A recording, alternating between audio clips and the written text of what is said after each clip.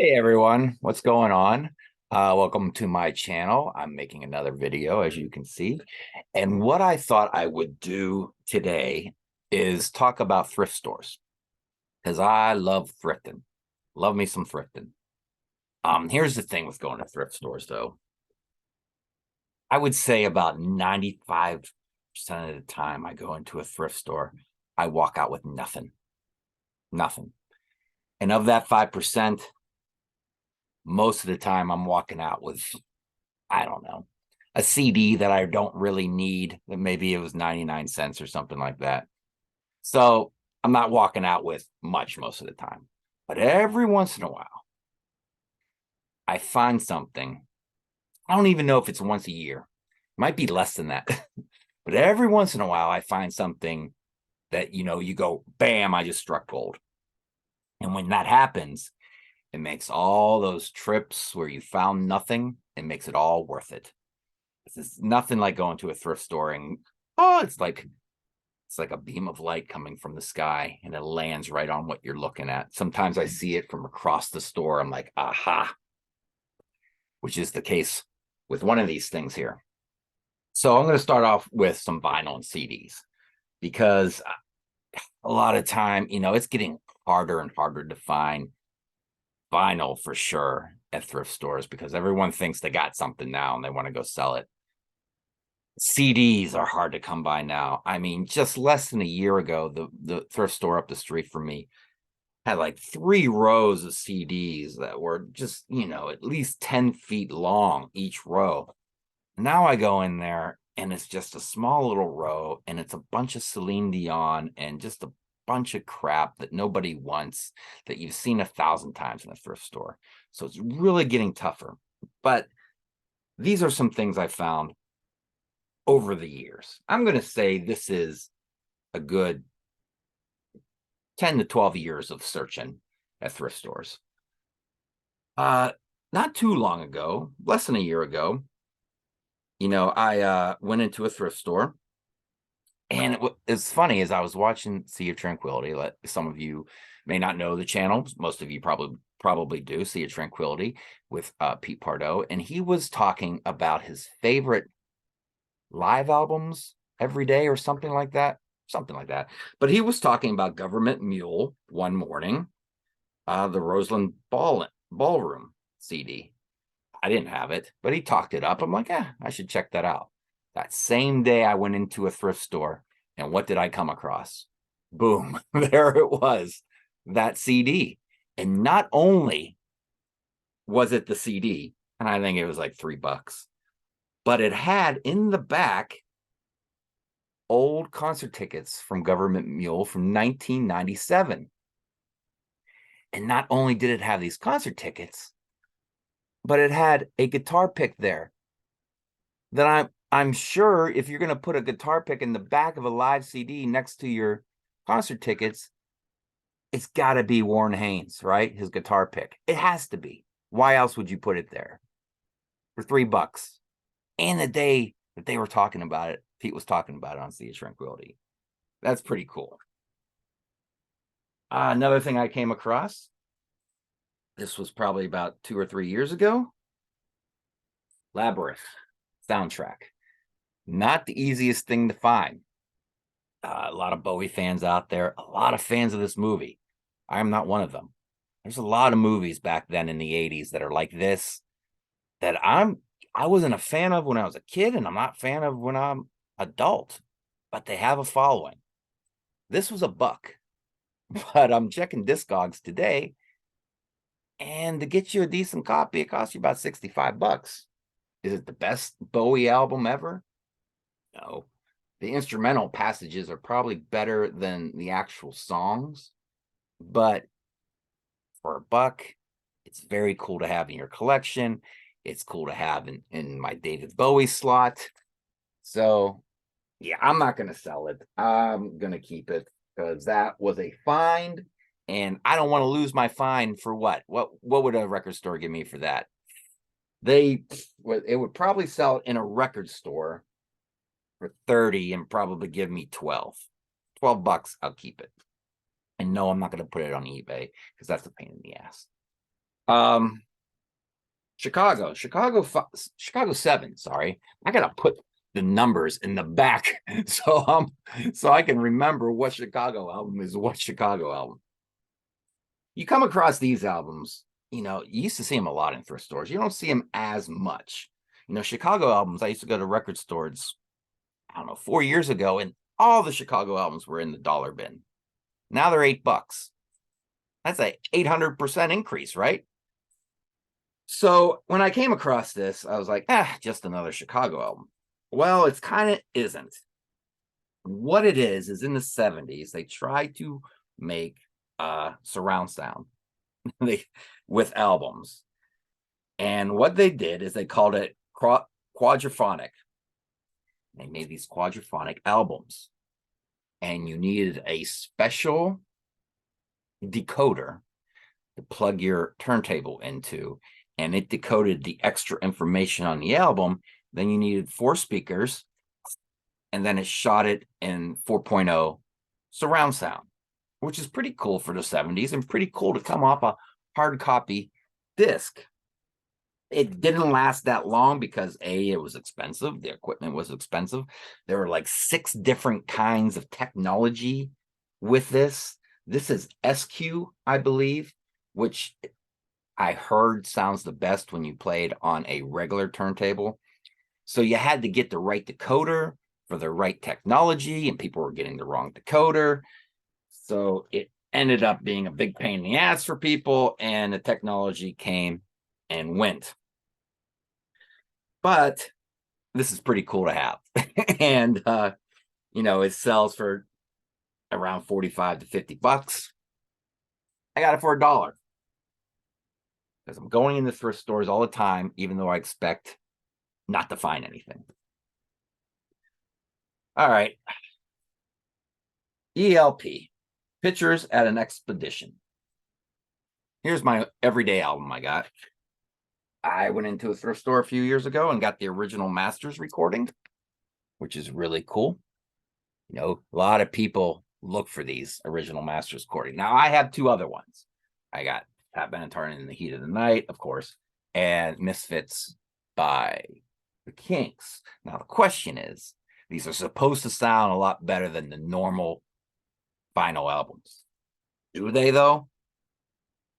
They might sound a little beefier, I don't know. I heard like Dark Side of the Moon is the one to get if you want to get one.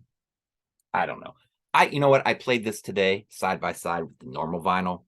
Yeah, and this sounded a little bit more beefy.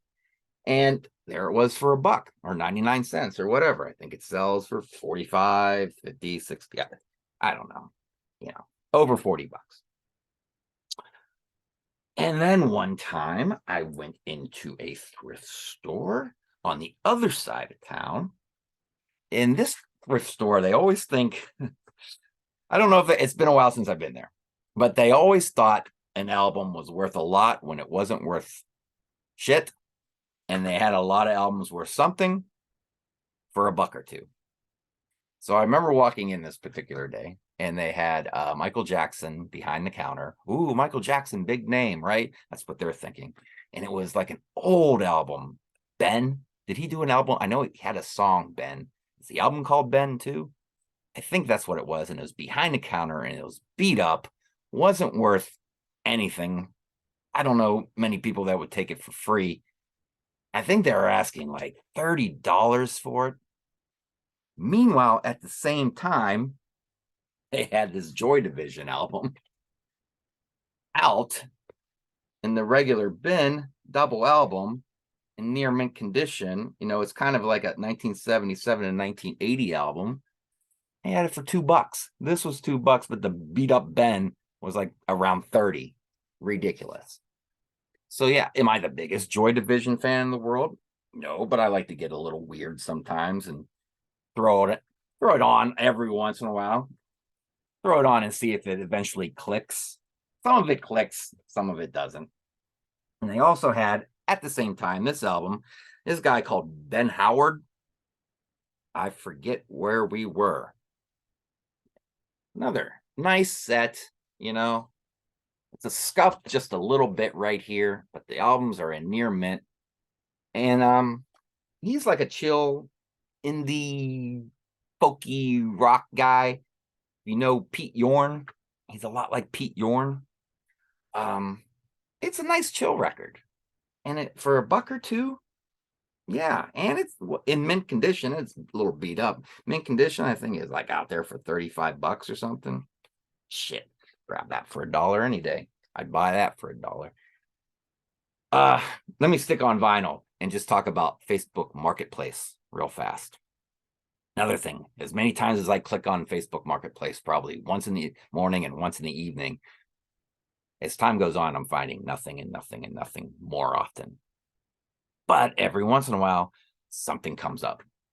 So this guy I saw was selling albums for like $5 each. He had, I don't know, a little box. So maybe about 20 to 30 albums in there.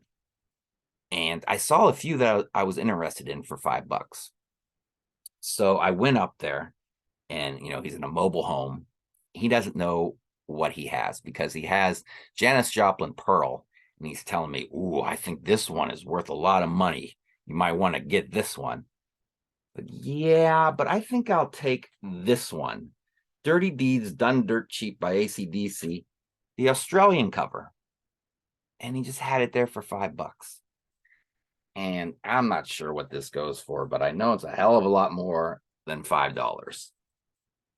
So yeah, he seemed like a guy who knew rock music and like he would know what the album cover, the American one, would look like, and it would kind of click in his head. This one's different, so it might be worth something. No, no. And it was a little dusty when I got it home, but I cleaned it up. I use dish soap and water, and if the label is professionally done by a major studio, the label won't get ruined if you put it under water for 7 to 10 seconds.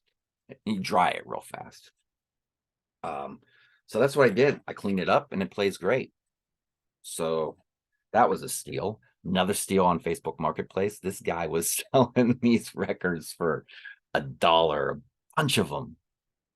And I saw what he was selling. I'm like, uh-oh, this guy doesn't know what he has. So I'm going to make the hour trip out of town, an hour back into town. So it was a 2-hour drive. But I got Badlands on vinyl. And if you don't know the story, Google it. But they don't press these anymore on CD or vinyl or cassette for a reason, and you can read about that if you Google it. So everything's out of print. Even the CD isn't that much money, but it's more money than your basic normal use CD. So this thing, I got there, and I had a 5. And he wanted $1 for it. And I gave him the 5. I said, just take the $5 again. He's like, oh, thanks, man. Sure. The dude was, Jesus, 16, 15. He just found his dad, or maybe even his grandfather's records, and he just wanted to get rid of them for cigarette money. I don't know. But that was in the middle of the boonies, too. So yeah, plays great. I'm not even the biggest fan of this album. I have it on CD. I've had it on CD since 1989. I think that's when it came out, 89, right? I like Dreams in the Dark a lot because it's a well-constructed, good song. And a lot of the others, I heard someone on Facebook or on YouTube one time describe it as, it sounds like there's too many generals and not enough infantry, or whatever. Too many chiefs and not enough, what are the other guys called in the tribe? I don't know. But everyone wants to assume control is what it sounds like, instead of having one guy in charge and everyone else kind of following his lead. And I thought that was a great way to put it, because that's what it sounds like. Dreams in the Dark is good, though. And a few other. Winter Song, is that one of the songs on there? That's pretty decent. So there is the vinyl. I also found some a video game. I love the video game, the upright arcade game Tron. The movie, it's okay. But the arcade machine, one of the most beautiful machines of all time. I always wanted to buy one. They're only going up. and up. Like, my God, like I'm gonna say like 5 years ago you could get one for $1,500. Now $6,000 or $7,000 at least. But no, I didn't find a Tron like that. But I found this Tron from the 80s, these handheld games. And I did not know if it worked or not. It wasn't exactly, it wasn't like $4. I think it was 20 or 25 bucks. It's worth more than that. And I took the chance and I bought it and I put batteries in it. And wouldn't you know, it's got crisp color.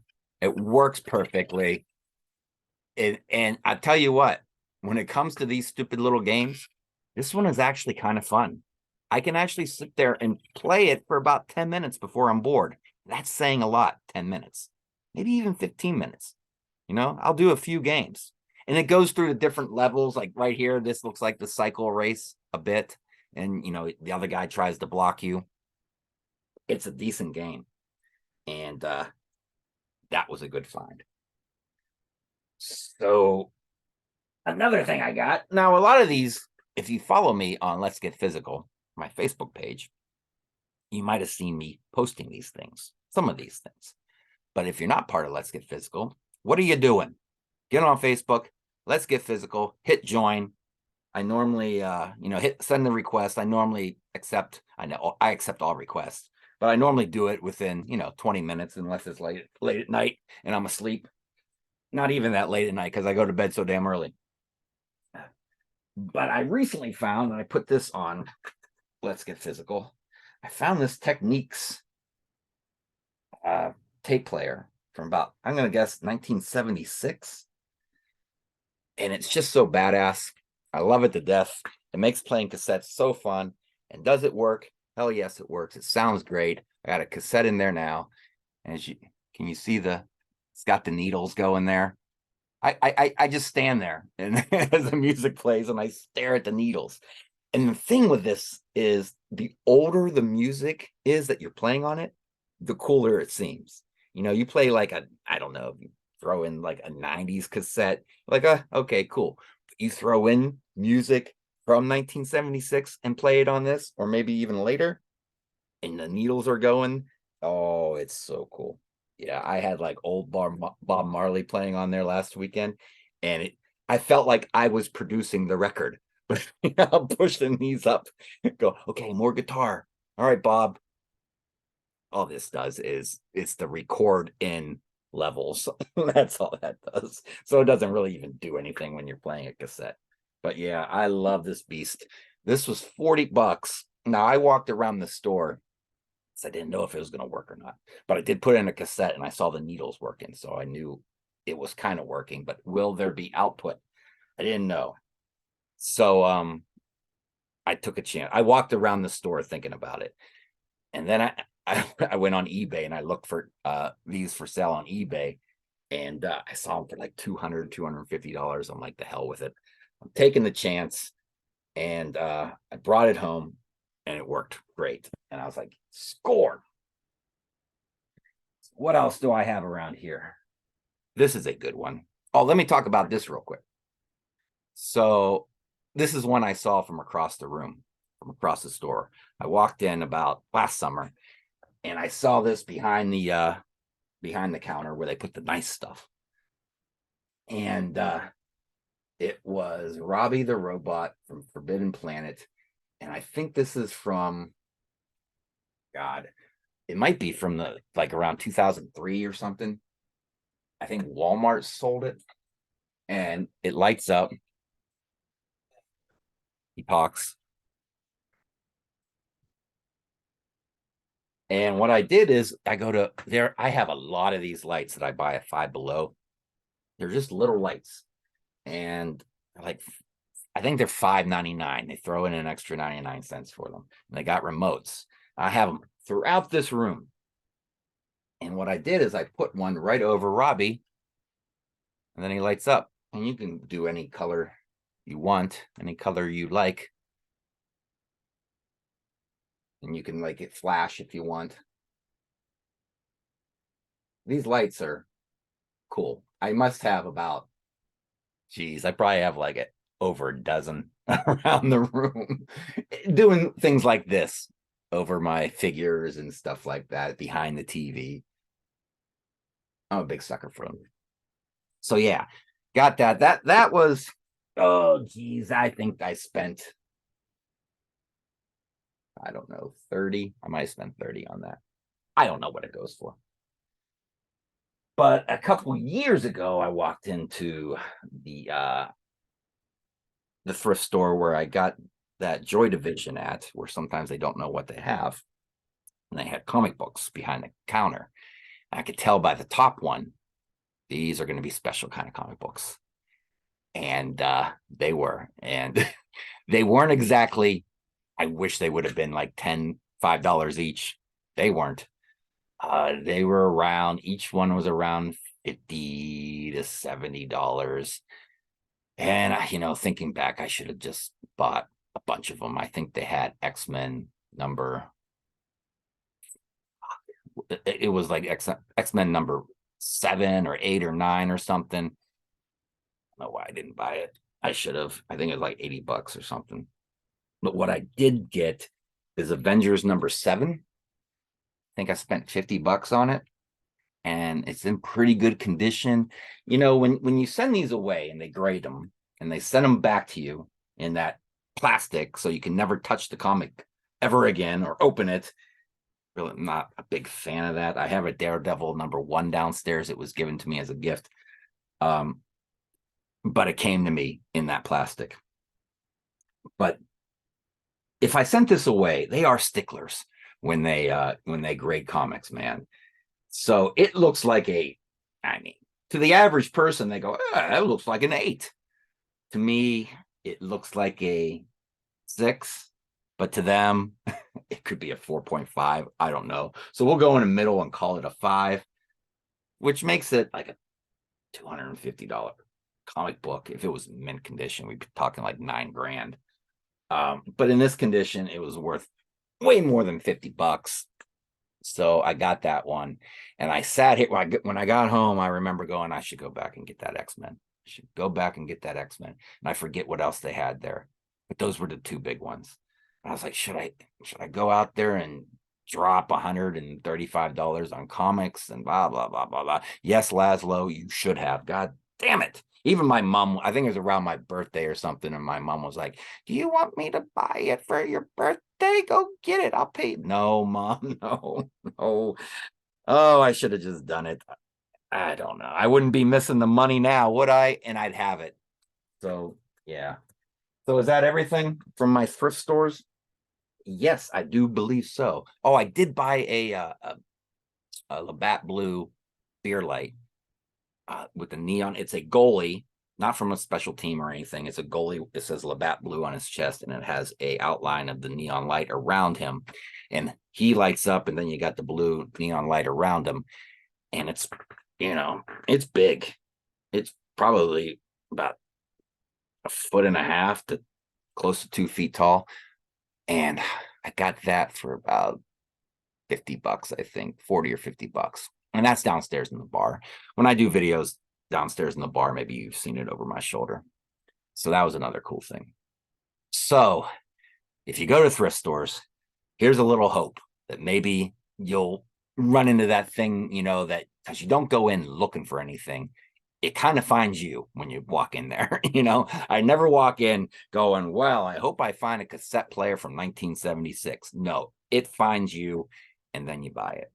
So if you don't go thrifting and you pass them, if they're in your neighborhood, walk in every once in a while. Here's the thing, though. If you walk in every once in a while, you're probably not going to find anything. You got to go over and over and over again, because if there is something cool in there, chances are someone's going to grab it before you. So you got to go in a couple times a week. So, and it increases your chances. The more time you're in there, better chance you'll find something. So anyways, if you ever found anything at a thrift store cheap, or even like Facebook Marketplace or something, let me know in the comments below. And until next time, who knows what I'll be talking about, but we'll find out together, won't we? All right, guys, everyone, have a good week. Later.